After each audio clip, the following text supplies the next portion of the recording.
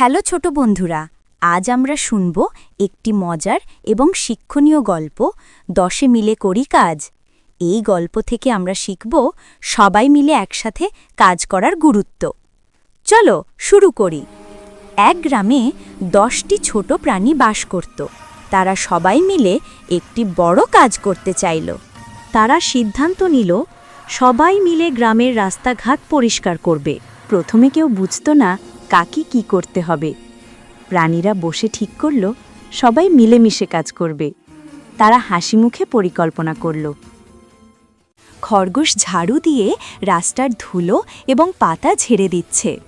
কচ্ছপ ছোট ছোট আবর্জনা ঝুড়িতে সংগ্রহ করছে। প্যাঁচা উঁচু থেকে নিচে দেখছে সবাই ঠিকমতো কাজ করছে কিনা। ইঁদুর এবং ব্যাঙ রাস্তার ছোট ছোট আবর্জনা একসাথে সংগ্রহ করছে।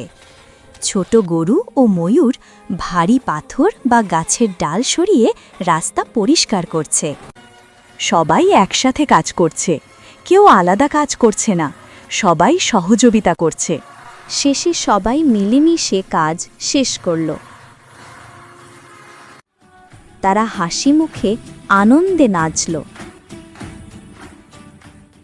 দাদিমা বললেন, এই গল্প থেকে আমরা শিখি সবাই মিলে একসাথে কাজ করলে অনেক কঠিন কাজও সহজ হয়ে যায়।